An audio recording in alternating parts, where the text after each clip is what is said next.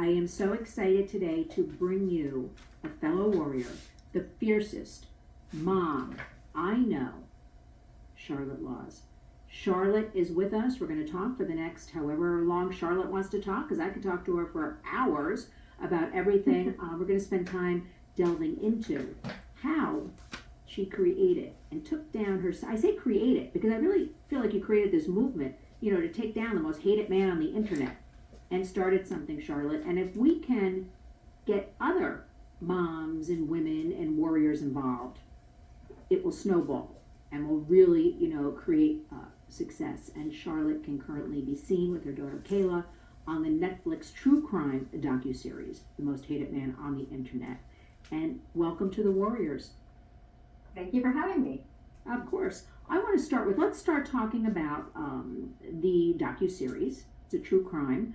Let's start with that, and then we're going to talk about whatever else you want to talk about. I have a million questions for you. So it's currently airing on Netflix, The Most Hated Man on the Internet. This sucked your daughter, your family, beginning in 2012, correct? Right. Now tell us. January of 2012. Now, I want to remind all the warriors, so this is a decade ago, and then we're going to move into today. Tell us exactly what happened. Well, my daughter had taken some pictures in her room, and one of them was topless. And because she wanted to save them, she sent them to her computer because her phone got full, and saved them in her email. And she got hacked after that, and the topless picture was put on the most notorious revenge porn website called Is Anyone Up, along with her name, her city, and her social media link. And she had no intention. She would have never sent that topless picture to anyone. So she was at her waitress job when one of her friends called and told her that she was on the site. The conversation started, I'm so sorry, Kayla. And Kayla was just freaked out, devastated, felt violated, exposed, humiliated, and didn't know what to do. And she called me, and I had never heard of revenge porn. And I got on the computer and started looking at the website, seeing the owner of the site, which was Hunter Moore. And that's kind of how it got started. And I realized I had to get this picture down. My daughter was like in tears. She was in no way had the ability to fight for herself. And I have since learned that victims very seldom can fight for themselves. They really need somebody to take the lead and help them, because they're just, they put the knife in where they blame themselves. They feel, just so disgusted and freaked out, and they just want to 50% of these victims want to kill themselves. They think about suicide. 93% are severely emotionally distressed. So it's, it's very devastating for the victims of non-consensual pornography or image-based sexual abuse or revenge porn, whatever you want to call it. Well, as you pointed out to me when you were on my radio program, revenge porn, that's how the public knows it. That's how it's always been referred. That's out there.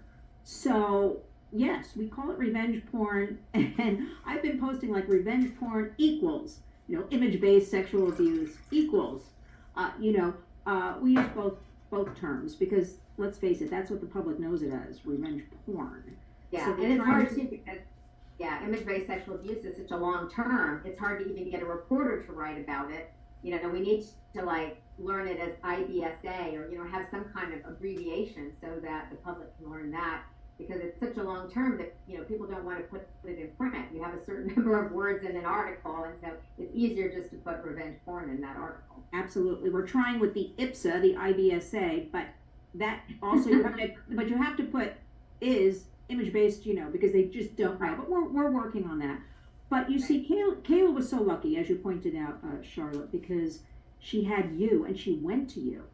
Because most of these, young women or young men or kids these days, and we'll get into that a little bit later on, embarrassed, shut down, internalized, as you pointed out, they do not share with parents. And that's something at the Warriors, we want to open it up, parents. And this is in no way blaming anybody. This is, open it up that everybody has to communicate. We live, I don't care if it was 2012, 2022, it's a whole new world.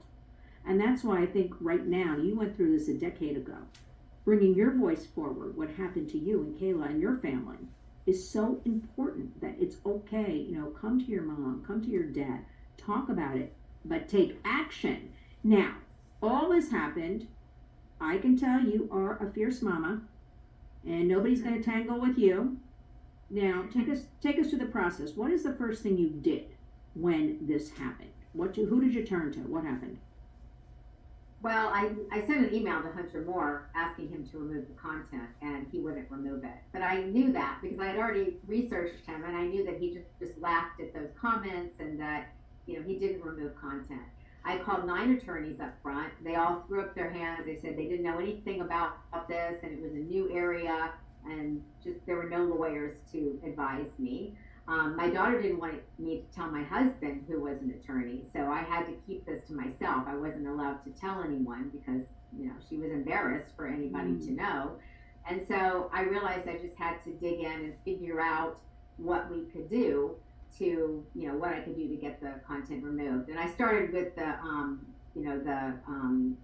the law regarding Pictures. images and copyright, the Digital Millennium Copyright Act. And that's what I had asked Hunter to remove it based on the fact that my daughter owned the copyright. And people may not know, but if you take a picture of yourself, you automatically own the copyright. And if you are victimized and say your girlfriend took the picture, then you can ask that person to sign over the copyright to you, and then you do own the copyright. And usually copyright law is punished civilly, not criminally, unfortunately.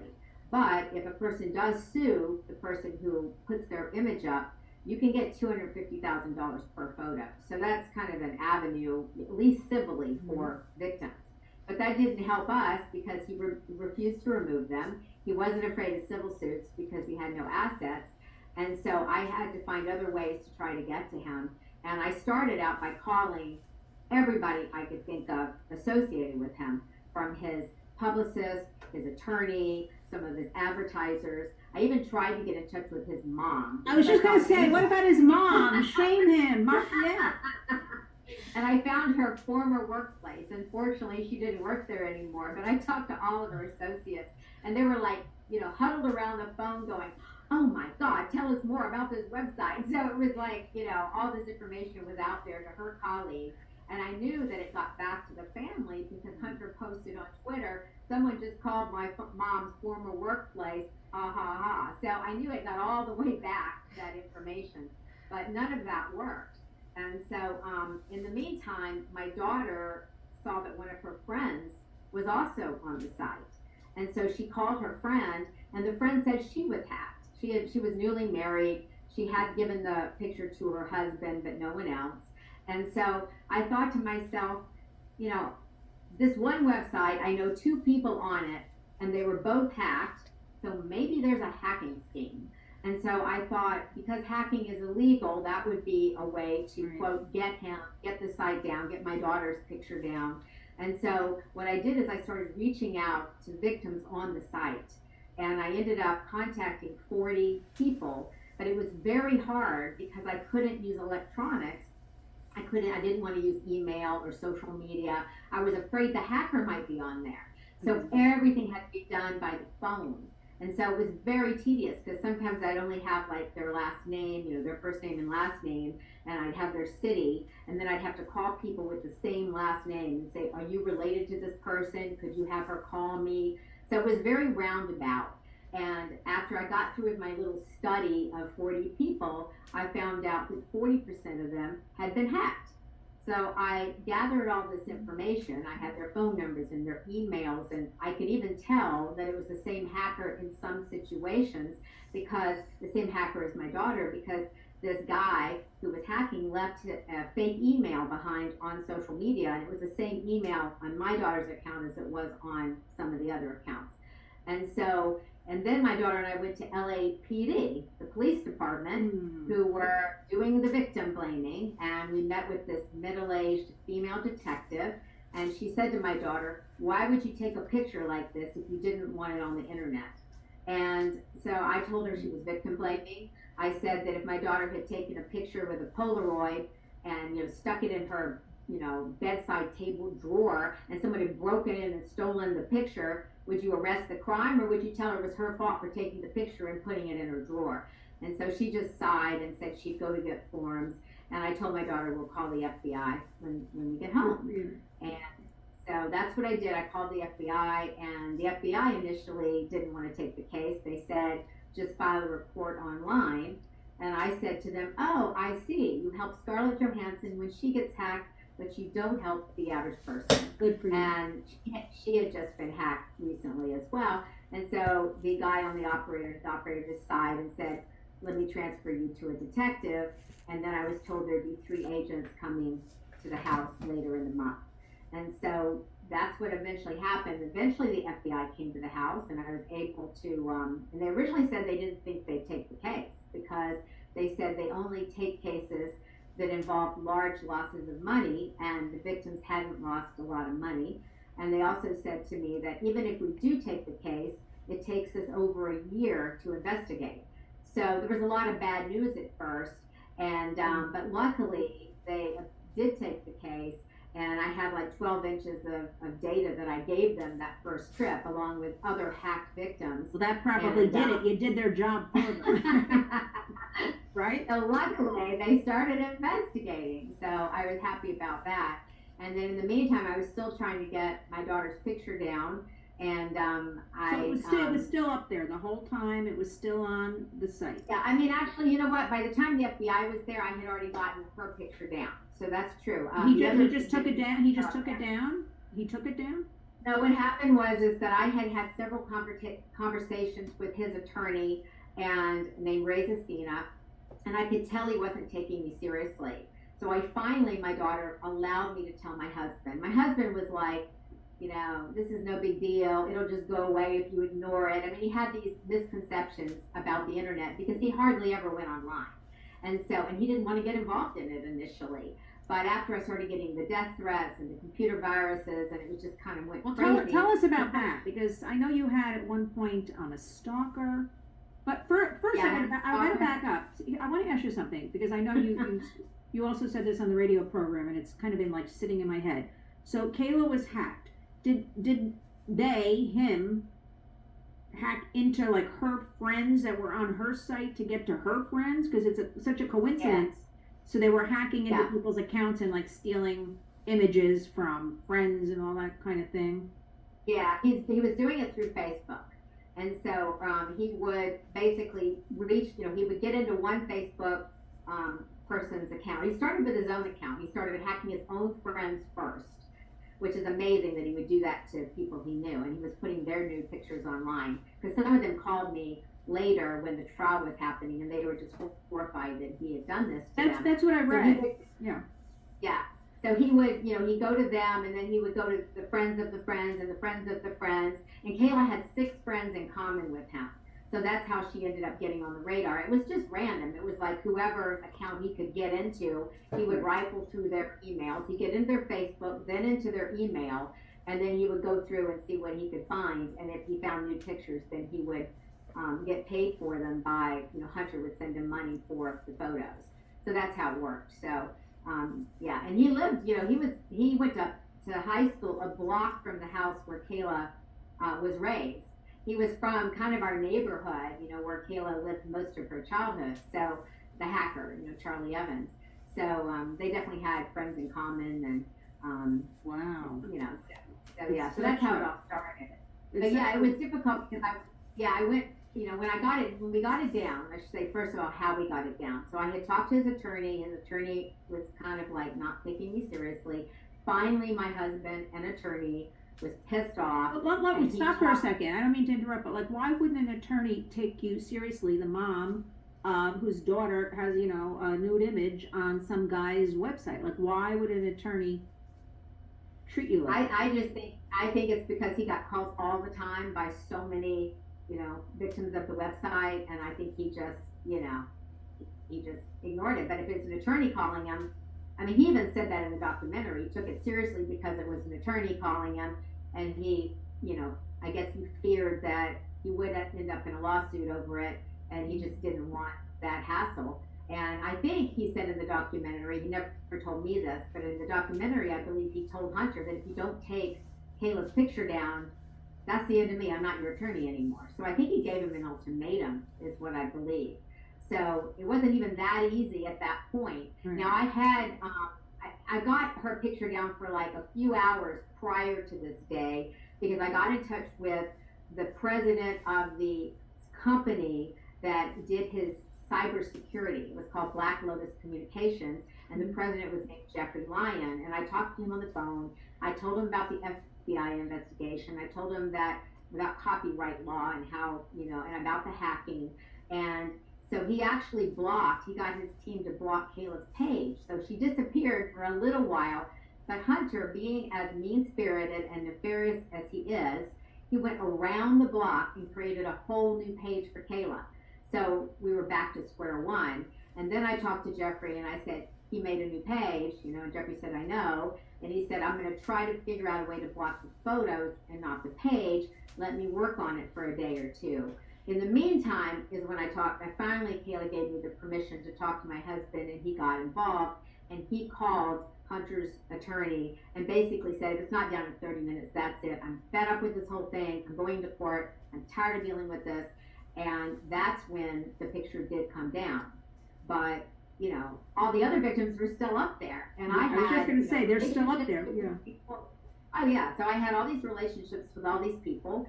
I would say 50% of the time when I talked to victims, I was the one to tell them they were on the site. They didn't even know, and they were like, because a lot of times I'd be letting people know like just a few hours after they were uploaded or a day after they were uploaded. So they didn't even know. And so I was like a suicide hotline. That's honestly how it felt. It was tears. It was, it was just such trauma. And, it was very, very hard making these calls. I was in tears all the time. It was just painful talking to all these victims. And so that's kind of, how it all started and what was happening. And then I had to figure out a way to get, their pictures down. And I knew it was a cause at this point. I mean, I knew. I was going to say, there's a real movement. Were any of the other parents, did you talk to did anybody offer up like their parents to help or get involved or assist you, or were you the only one doing it? There was, I talked to like one or two parents during this period, but they never offered to get involved. So, so there was never any, I just talked to them, like nothing in deep, nothing deep about it, but just, oh, hi, nice to talk to you. But mostly they didn't tell their families. They didn't want anyone to know. Mm-hmm. And, the whole thing about hacking for Hunter Moore, it wasn't about nude pictures. It was about getting pictures of people who had something to lose, people who were professionals, people who had, were teachers or social workers or executives. It was about, law school. There was one, it was a male student in law school. So it was, so that's what it was about. So they didn't want people to know because they knew they could lose their job, they could lose their career. They felt like their life would be over. And so, so it was very hard. It was, it was not like they were just. Well, I think I think he was calling himself a professional life wrecker or life ruiner, or he was putting something out there and saying ha ha ha to everybody, as you know. So now tell us further along. So what I will say, we're going to get into it a little bit later on. Your background, I think, very well prepared you, right? Juggling many hats. I'll leave it at that to do this, because I have to tell you, Charlotte, I don't know anybody else who could do this. I'm really not kidding when I say that, because most people just give up. They might start, right, and be enthusiastic, and at some point they just give up. And dealing with law enforcement, even though I love law enforcement, I'm pro law enforcement, they don't understand the issue, so it gets shut down. FBI, don't understand, too busy, gets shut down. But you were so on this, relentless, that I don't know, you should be commended somehow. We should have you being I don't know, a L'Oreal Woman of Worth or something. We have to come up with something. We have to get involved in some of that stuff if you want. We'll talk about that. Because I'll tell you, this being, and I can't say it enough, 10 years ago, and now where we're standing today. But let's continue your story with Kayla. So then what happened? How did he finally get shut down? Well, he So what happened was is that he knew there was an FBI investigation, and he was pretty freaked out about this. So his attorney actually had said to me, "We're going to have to take the site down because if there really is an FBI investigation, because that material could be used against you." In the meantime, there was a guy named James McGivney who was, offered him money to buy the site, or not to buy the site, to buy the domain, the isanyoneup.com domain. And so Hunter sold him the domain for, I think, a fairly small amount of money, and so the site came down. Even though we were like amazed that it just came down so quickly. I mean, there was no notice. It's not like Hunter said, "Oh, I'm going to take the site down in 3 days," or it just like bam. And so we were really surprised that it happened so quickly. And he got a lot of backlash from his followers when this happened because they were like, "Oh, you're a sellout," and "Why'd you do that?" And so anyway, what happened was he then started saying he was going to bring the site back and just put it on a new domain. I think he was going to use huntermore.tv because he already owned that domain. And but he said he was going to make it worse. He was not only going to bring back all the same content, including my daughter's picture, but he was going to include addresses and driving directions on how to get to the victims' houses. And I had his home address for a very long time, and people were calling me because when they wanted to serve legal papers, they didn't know where to serve them. And so I had wanted to post his address, his home address, but the FBI a while back had asked me not to do it, at the beginning, because they said we don't want him alerted to the investigation, even though we knew he already knew, because I told his attorney, I told the Black Lotus Communications president. I mean, it was kind of like people around him already knew about the investigation. And so what happened was is that I posted on Twitter his home address. And of course, I'd already been getting death threats. I'd already gotten computer viruses, but I got tons of backlash when I did that. I mean, I was like the enemy of Hunter Moore, and he had all these. But explain that, because it was his family, right? It was like a cult. Yeah. It was like a cult, and they called themselves a family, and Hunter was the father, and they were the children, and people would post, "I will kill for you, father, tell me what to do." And Hunter started making direct, attacks against me, saying, "I'm going to go after you, Charlotte Laws. I'm reposting your daughter's picture." I mean, he was making attacks on social media. Eventually, when he talked to a Village Voice reporter, which this is in the documentary as well, he actually said he was going to get a gun and kill the person who started the FBI investigation, which is me. And then he also said he was going to burn down the Village Voice. So he was trying to get them not to write an article about the FBI, because he was trying to keep that under wraps. He didn't want the public to know. I was saying that he was hacking, but he was denying it publicly.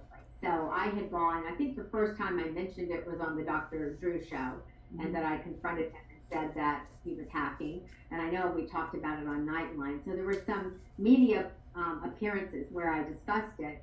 And, a lot of people were siding with him and saying, "No, your daughter's just a slut," and she was sending the picture to everybody.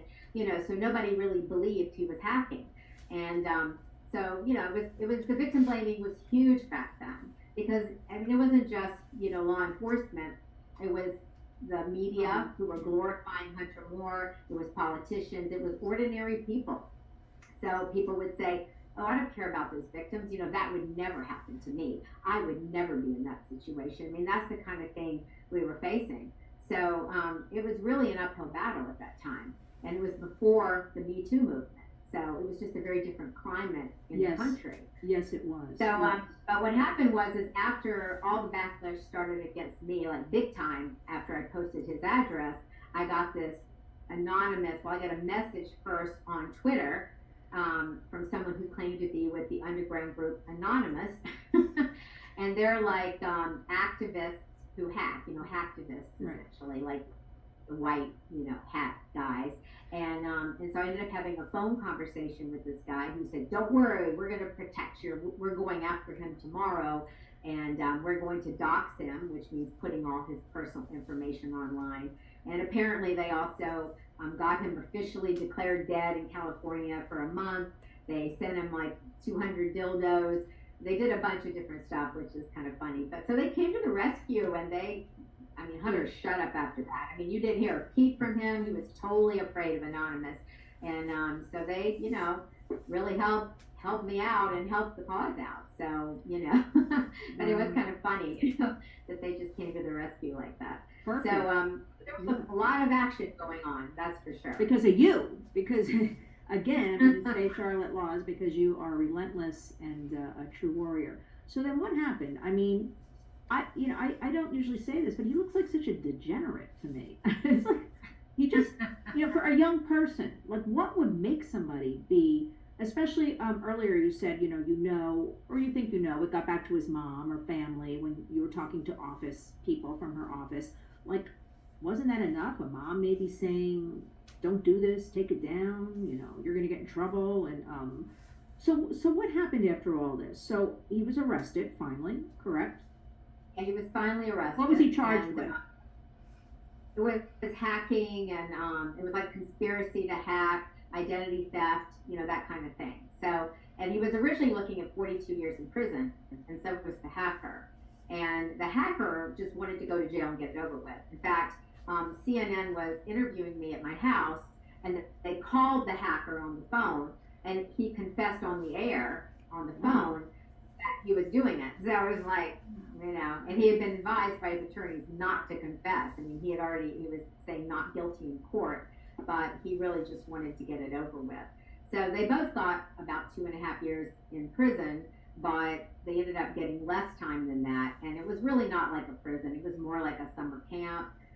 The place that Hunter went, I know in Texas, I believe it was a drug and alcohol rehab, and the so-called prisoners could walk up to the store unsupervised, get what they want, and just come home. So it was not very high security at all, is what I understand. That doesn't sound like any kind of jail I know or prison. Exactly. So I think he had like maybe 20 months, or it wasn't that long that he was in prison, so to speak. And his mindset hasn't changed. He feels the same way. That's what I wanted to ask you. Where do we know where he is now? What he's up to? Because you know what I say, Charlotte. Once a creep, always a creep. If they're if they're this deep into it, they're up to things because they can't help themselves. Yeah. Well, he's back living with his parents, is what I'm told. Although he's trying to pretend that he lives in Miami, but I've had various inside people say he's definitely living at his parents' house outside Sacramento, California. And he did do a couple of very small interviews with just kind of like podcasts, very small podcasts. And he said that the only thing he would do differently is he would jack it up 10 times harder. So I don't know what that means, but that's his comment. He blames everybody but himself. He said it's his attorney's fault, it's the hacker's fault. I'm sure he thinks it's my fault. And he said he has, basically no regrets about it. I mean, he had a good time, and, he just wants, he's still a misogynist. He makes racist comments. He makes anti-gay comments because he's still on some social media platforms. Under his name? He's still on social media under his name? Yeah, he's on some. He's on TikTok. I don't know. He's on a couple. I don't go over there and check out what he's doing, but this is what people tell me, and there are people who are kind of keeping tabs on what he's doing. He was on Twitter for a short time, but he got kicked off, so he's not on Twitter right now, to my knowledge. But yeah, he's getting a following again, and so they do make these, anti-female, anti-gay, anti-black. He makes these kinds of comments apparently, and so do his followers. So there's a lot of prejudice and a lot of rough talk. There's no non-consensual pornography to my knowledge, or interface sexual abuse, but I think there may be some self-submits. There may be some nude pictures of people who say, hey, this is my nude picture, which is, obviously consensual, so I don't have a problem with that. But so that's really all I know about him. I mean, he blocked me when he got back on Twitter, which I thought was funny because he obviously must, I don't know, I don't really care what he's doing, but maybe he thought I did care. But I bet you somewhere in that demented mind of his, Charlotte, he's afraid of you. Somewhere in that demented brain, he's afraid. I don't think he was ever afraid of me. He was afraid of Anonymous, and he was afraid of the FBI. But that's what I'm saying. But you brought them to the table. Therefore, you're to be applauded, kind of thing. Now, let me ask you a question about how is Kayla doing? Because I work a lot with victims, survivors. It's a lifelong trauma for a lot of people. It's not, some people think that, okay, a picture's down, it's done, it's over, it's 10 years ago. No, it's a lifelong trauma. So how is she doing today, and I how? mean, you have to keep a Google alert on your name for the rest of your life because you have no idea if that picture is going to come back up because you don't know who saved it back then. You don't know if it's going to pop up. So you're constantly having to check every time your name shows up. You have to see what it is. And there have been people that are pretending to have Kayla's pictures. There's some girl, I don't know who she is, and they're saying it's my daughter. And there are all these new pictures. My daughter had one topless picture, but these are like a sequence of new pictures. And they're saying, oh, we've got Kayla Law's pictures. And you go on, it's not my daughter, but people might not know because they don't really know my daughter, you know? I mean, I don't even think they look that much alike, but people wouldn't necessarily know. So, you know, you can still kind of be harassed with it, even when you don't have your picture up there. Very, you very know? stressful. Very, yeah. Yes, but she is doing better. She originally wasn't going to be in the docuseries, and she only decided the very last day of filming. And she said, "Okay, I'll do a half a day." And because she just, you know, she was always so embarrassed about the whole thing, and she felt like it was going to hurt her career. She's a successful real estate agent now, and she had this belief that her clients would find out that she had a new or topless picture and not want to work with her. And so it brings her to tears and traumatizes her, and you know, so she just kind of wanted to distance herself. But lately she's starting to embrace it more, and she got married like 2 or 3 months ago, so that's very exciting. And so she's doing quite well. She's doing very well. Perfect. Now, what did Netflix come to you? Did you go out and pitch this and say we have to get this out there? If you want to discuss it or not discuss it, it's up to you. Because I think that's fine. No, I'm directing everybody to watch this because, and again, we'll get into that because this was 10 years ago, right? Yeah. And I'm always encouraging. They did a great job on it. Yeah. Although I was disappointed, but they put something at the end like Hunter Moore wouldn't participate or something, or he was asked to participate because I was waiting maybe at the end, you know. But he did go to jail, so a lawyer would probably advise him don't participate in anything. But I want everybody to see this now and to see what happened, you know, a decade ago and how hard it's been on you. I mean, you must have been frightened thinking somebody could, I don't know, hide outside your windows or do something to your car or something to that effect, knowing he had this. Yeah, no, we had a stalker. We had a stalker come to the house. And how do you know? How do you know it was a stalker? Like you saw a person like looking windows? I had a guy sitting in a white car on the 2 nights in a row, and this is right after I had posted his address. It was right when all that stuff was really going crazy, and my daughter saw it. The car saw this guy sitting out there the night before, and we're on a cul-de-sac. There's like never any cars on our street, right? And so my daughter saw it, and she didn't say anything to me. And I had been warned by the computer technician who came to get the viruses off my computer. He said, you know, be leery of any cars or vans on your street because unless they're really sophisticated, that a hacker would need to be near your house to get into your network. And so he actually warned me of that, but I never told my daughter. So when she said to me later, she said, oh, you know, why was there a guy in a white car sitting outside? I couldn't say, oh, well, you're just paranoid, or, you know, I was like, oh, really? You know, and then this guy showed up again, like the next night. And I mean, I was so fed up at this point. So I just marched out there. My daughter was running behind me going, Mom, what are you going to do? Mom, what are you going to do? And I like march up to this car, and this kid in his 20s, blonde curly hair. He's sitting there, he's doing something in his lap. And I said, may I help you? And he looks at me, he freaks, he zooms away, he almost hits the neighbor's wall trying to get away. And I just think that he had bad intentions because if he had good intentions, he would have said, oh, I'm waiting for your neighbor, or, you know, he wouldn't have like freaked out and zoomed away. So I do think he was a stalker, you know, or he was up to bad. Up to bad. Of course he was on the cul-de-sac. Why else would he be there? And so I got locks. I went and bought locks for the gates, and we slept with a metal rods under our beds because Caleb was living at home at that point, so she was actually living there with me. And but you also asked about how this came to be, and I had been approached by lots and lots of different, maybe as many as 20 different production companies, and wanting to make this into some kind of movie or something, all the way back to maybe 7 or 8 years ago. And finally and nothing ever happened with it. It just never seemed quite right and didn't really work out. And the main problem was too is that Caleb was not willing to be in it. And so a lot of these companies were saying, well, if Kayla's not in it, we don't want to do it. So that was part of the issue. And then Raw TV came to me, more recently, within 3 years ago or so, or maybe less, and said, we don't care if Kayla's in it or not. That's fine. And so we You're like, proceeded. sign me up, right? Because it's an important issue. I thought this is great. We're going to get it out there, and the main thing I wanted to do, which is to push for federal legislation. And I thought maybe this will push things in that direction. And plus, Raw TV is a great company, and Netflix is an excellent network, and so I felt like the whole thing would be very well done. And so they were very happy at the last minute when Kayla agreed to be in it, because she, as I said, wasn't going to be in it at all.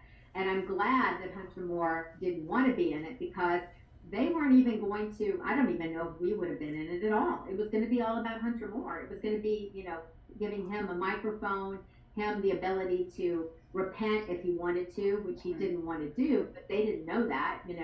And so the fact that he bowed out, they had to change direction and say, oh, okay, let's make it about this family who, let's so much tell better. their story. Yeah, because all these, it's like so many of these crime stories they glorify the criminal. The criminal is the headline. The criminal is, oh, let's talk about the criminal and all the things they did. And then the people who are abused by that criminal don't really get as much of a voice. And I think our show was done in a way that the people who, the victims had a microphone. We really got our message out there. Yes, I agree. And the criminal wasn't glorified. And so I thought they did an excellent job on the production, and I'm very pleased with the outcome of the project. Good, I agree with that. Now let's talk about some legislation.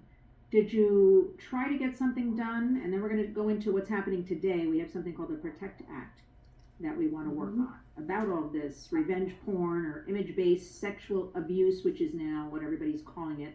At least the legislators are calling that, calling it, but we know it as revenge porn. So what did you do after this? You went where? Well, I started the first place that we passed a law was California, and as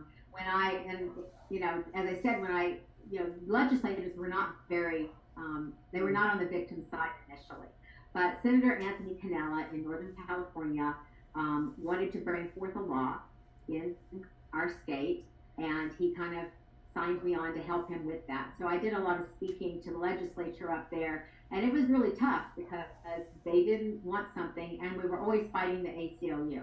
The ACLU has been against all of these laws because they say it's a breach of free speech and there should be no laws against revenge porn, is essentially what they say.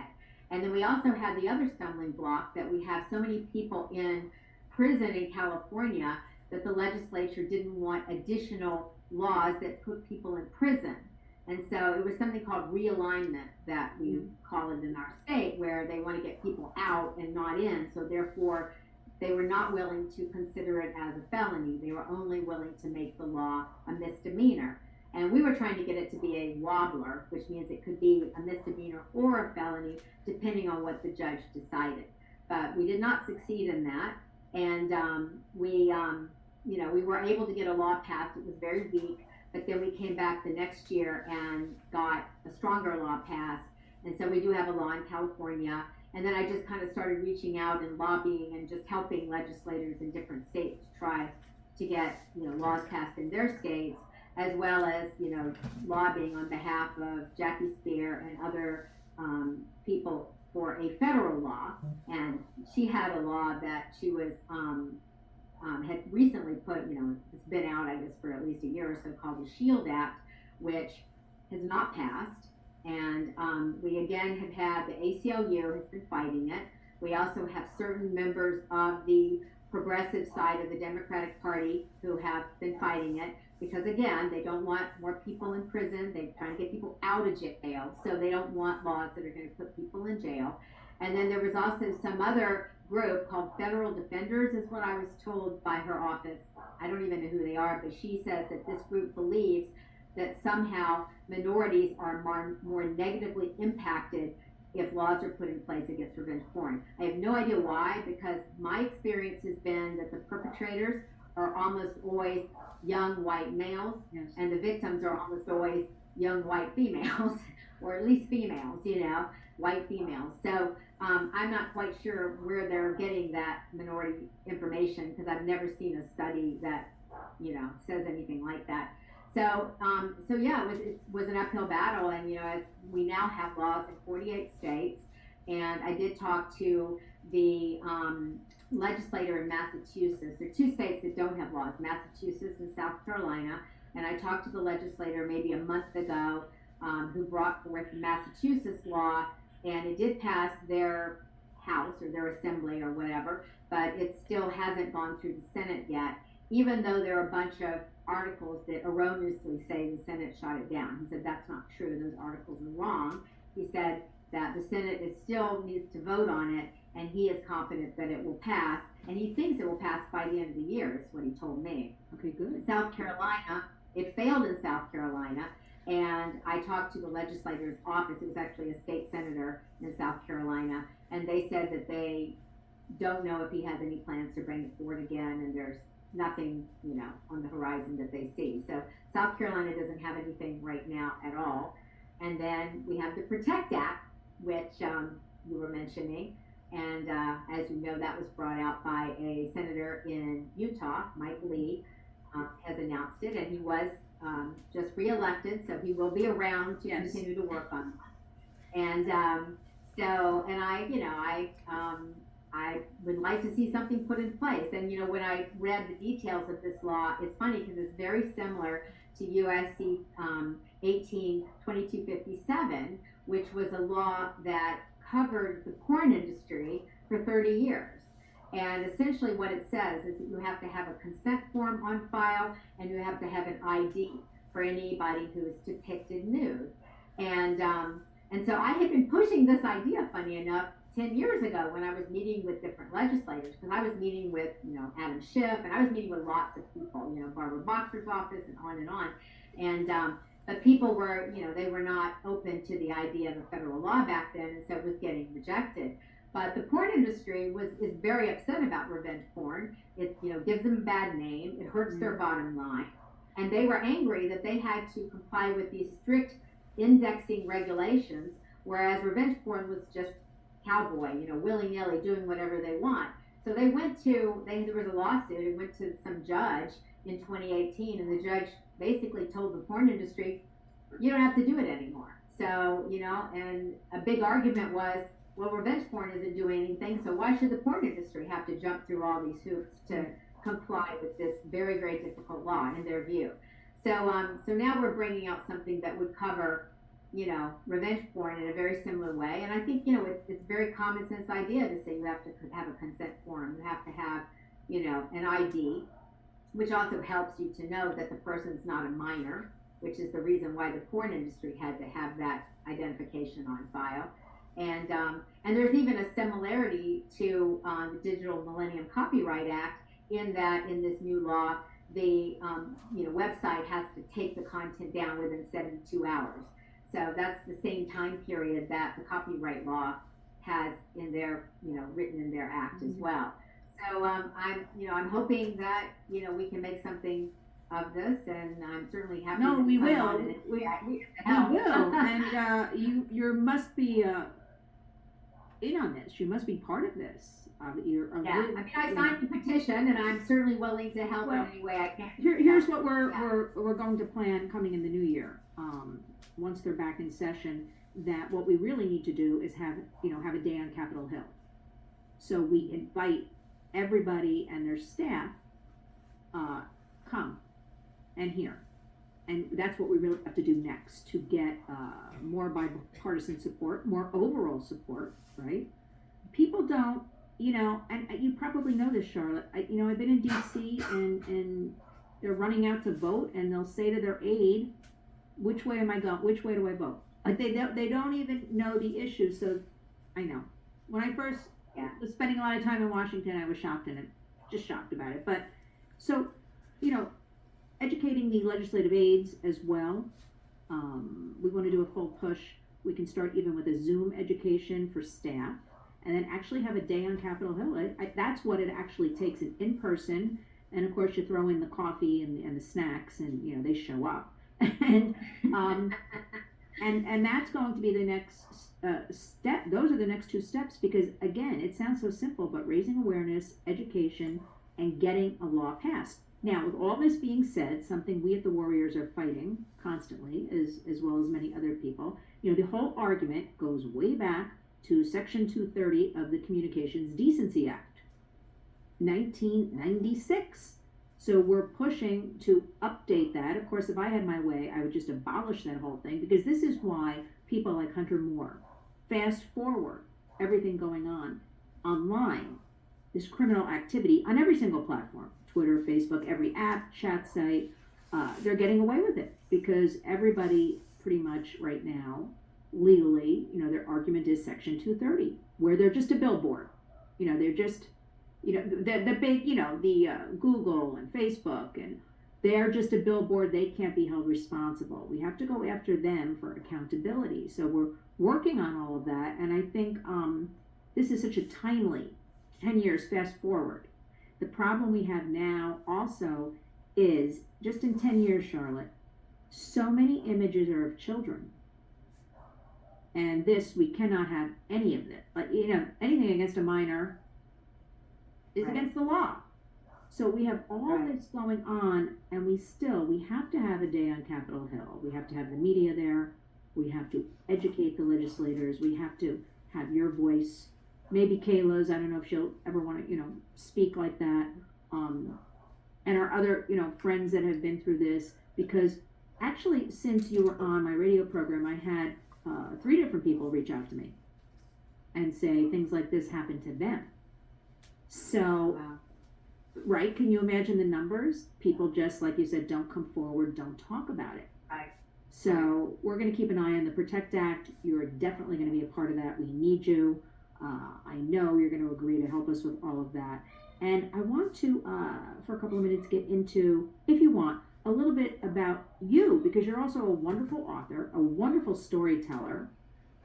And again, I think this whole investigation that you're responsible for all of this, Hunter Moore, and the most hated man on the internet, everybody right now on Netflix, getting him taken, away for a little bit, what we hope forever, really prepared you, because you've done, I can't believe everything you've done, from cab driver, city commissioner, sidekick, I don't know, Elvis impersonator, you were like the side, if you want to talk about it a little bit, it's just fascinating. Now, why? Do you get bored, Charlotte, like with a job and jump to the next? What's going on with you? Actress, talk show host, news pundit, tell us about you a little bit.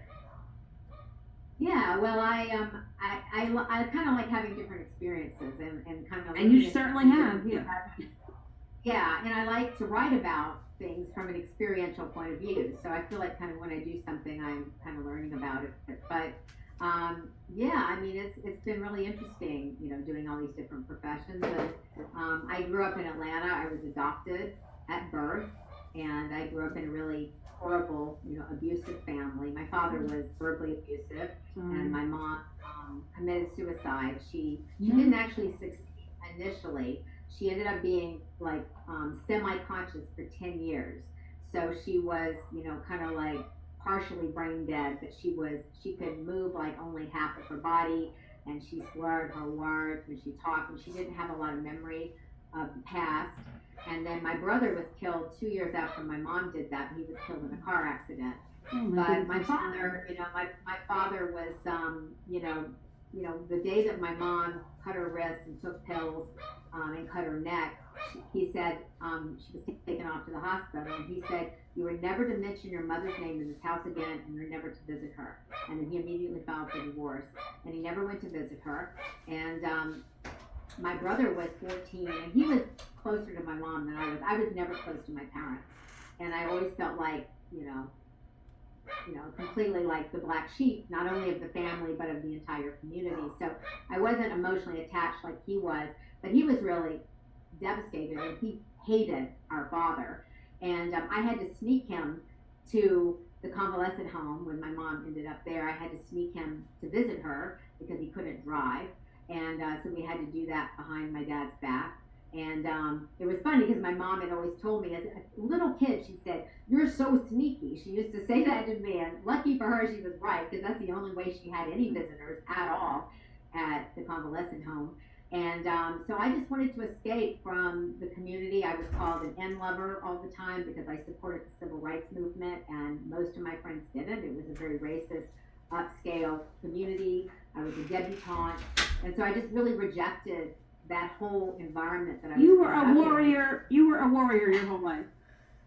And I really believe genetics are very strong. I believe that a lot of this came from my birth family, who I ended up tracking down in my 20s.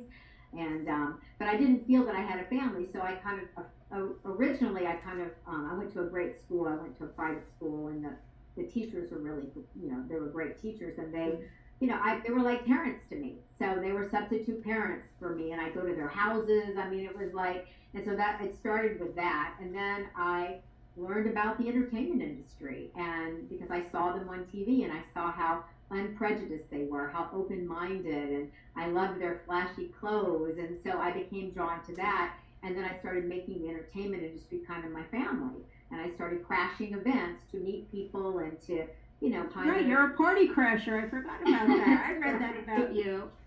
So that's kind of how it all started. What did you do, Charlotte? You just went and like walked in all dressed up and nobody stopped you? Is that what happened? It completely depended. There are lots of different ways to crash. I wrote a book about it in my 20s, and that was my first book. And and it was like a how-to book, how to get into various events, and there are lots of techniques. And then I would tell different stories, of things that I did. And and so at the time it was kind of fun. It was it was great when I was 17, 18, 19. But as I got older, I realized, hey, I can go to $100,000 per person fundraiser for a senator and crash and lobby for some kind of legislation, or I can get celebrity interviews at the Grammys, and I can go from person to person and interview 20 people at one time, which is a heck of a lot easier than setting up interviews with a publicist, one after the other. Or there were a lot of things I could do. I could get people signed on to a cause, or I used to sell like design beaded clothes. I could sell my beaded clothes to some of the wealthy people at some of these events. And if you get caught party crashing, it is an infraction. It's like a parking ticket. The worst they can do for the first offense, $75. That's it. So it's like you're looking like $100,000 versus $75 if I get caught. Not a hard decision. And any ensuing time, if you were to get caught, is a $250 ticket. It's an infraction. It's not even a misdemeanor. So it's like it's kind of a no-brainer type of thing. And the main people who crash are people who are celebrities or media people. I mean, all the time they do it. It's regular people who are like afraid and don't do it. So there are a lot of benefits to it because you hobnob with all these people. You have access to people that you would never have access to. And that can be a big benefit, as I said, for legislation, for causes, for lots of different things. Wow. Leave us, do you have any final thoughts before we wrap up? Anything you want to share? What does the future hold for you? Do you know? Other than you're going to be working on the Protect Act with us. Yes. What's going on? Just working on books, and I have a couple books, and then I wrote a screenplay recently, and just various projects that I'm working on. And I would probably say to people that persistence is the key to success, and other-centrism, or helping others causes, is the key to happiness. And I think when you give your heart to various causes and you help others who are in need, whether it's humans or non-humans, then that is the way for your own happiness to be ensured when you're helping others. And so I do a lot of animal advocacy and a lot of things to help non-human, animals as well as humans. And I love animal, therapy, all of that. It's funny, I had a guest this past week on the radio program. She's a ventriloquist. And she's written a good children's book now about big tech and marketing, owning our kids, They're the currency now online, and that's what the marketers look for. And but in doing the research and talking to her, I was fascinated that she's a ventriloquist. She used to be a puppet with Mr. Rogers. She was the puppet master, I guess that's the name, for Audrey Duck. And what she did is, and she does a lot of work, Boston Children's Hospital. It's like the animal therapy. She uses the puppets, gets the kids talking and happy. She was telling me all during the pandemic, when everybody was closed in, locked down, whatever you want to call all that craziness, she was doing all these videos online for kids, because she truly believes in, and she's a psychologist and creative play. We have to get back to that. And it just was, fascinating. And the same thing, we have to get our kids more involved with animals on any level, So I'm working on that as well, bringing people into that. But a lot of the, women I work with, girls I work with, men and boys too, the animal, a dog or a cat makes them so happy when they've been through so much, and you bring that into it. So I like anything we can help people. And your journey, Charlotte Laws, I don't know how you've done it all with your background. Thank you for sharing your story with us, your personal story about your childhood. That is traumatizing, but somehow, like you said, it must be in your genetics for you to be this wonderful warrior. So I want to remind everybody that The Most Hated Man on the Internet, streaming now, 3-part docuseries, a must. I watched it all in one sitting. You will see this Hunter Moore being taken down by right here, Charlotte Laws. And the best place, because there's so much information about Charlotte, go to charlottelaws.com. She's on Twitter, Instagram, she's all over the place. And Charlotte, we want to thank you for spending time with us today. And I look forward to working with you on the Protect Act and all else in the future. Thank you, Charlotte Laws. Thank you for having me.